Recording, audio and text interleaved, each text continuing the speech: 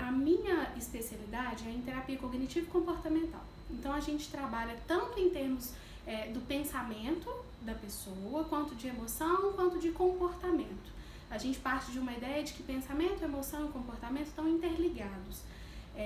E aí a gente adapta isso para qualquer pessoa, inclusive para as pessoas com deficiências. Então, uma pessoa que tenha qualquer tipo de deficiência, ela pode ter algum pensamento que vai atrapalhar, né, e que pode gerar inclusive um quadro de depressão, um quadro de ansiedade.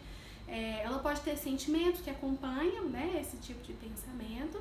E a gente também pode trabalhar por via de comportamentos, né? Então, o que a pessoa precisa mudar no dia a dia dela, onde que ela pode correr atrás das coisas que ela precisa, das coisas que ela gostaria. Quando é uma criança que já nasce com alguma deficiência e que os pais já estão lidando com isso, né? Por exemplo, no caso da síndrome de Down, costuma se descobrir até no próprio ultrassom, né? E aí os pais têm tempo de lidar com aquela informação. Então, nesse caso específico, a dificuldade deles é adaptada para o contexto em que a criança está.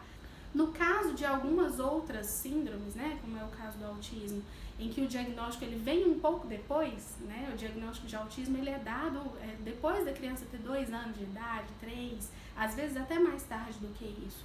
Então, nesse caso, os pais têm até um certo luto, né, da criança que veio se desenvolvendo e voltou, regrediu no desenvolvimento, ou uma criança que sempre teve uma certa dificuldade, mas quando vem um diagnóstico é um baque muito grande para os pais.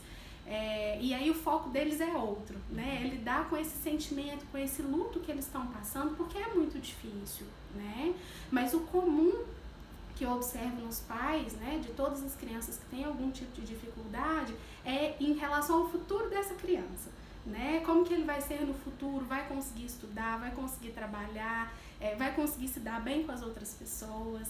Então o foco é sempre pensando no futuro, né, os pais se preocupam bastante com o futuro das crianças e por isso até que eles trazem, né, para as terapias e procuram ajuda. Porque realmente a gente precisa preocupar, né, em dar ferramentas para essa criança no futuro. O que eu costumo fazer é ter reuniões com a escola, né, para poder tentar entender o contexto daquela criança especificamente. E aí um trabalho super bacana é a gente conversar com a turma, né? Então tanto nós mesmos, né, profissionais de fora conversarem com a turma, quanto outra maneira é instruir os profissionais da escola de como lidar com aquilo. Para isso a gente tem livro infantil, a gente tem textos, a gente tem maneiras de fazer, né, para poder chegar até os colegas dizendo qual que é o problema e qual que é a solução para aquilo, né? Porque a gente não tem nada que seja sem solução. Então a gente tem maneiras de lidar e tudo, e eu percebo que quanto mais diretamente a gente fala com as crianças, melhor é, né? Quanto menos a gente cria um tabu, quanto menos a gente cria uma coisa que não pode ser dita, melhor é para essas crianças mesmo, né? Elas passam a ser mais colaborativas até com a gente. Então um caminho seria educar as crianças dentro da escola mesmo, né? As escolas, todas as escolas são obrigadas a receber crianças com qualquer tipo de deficiência, né? Elas não podem negar matrícula para essas crianças.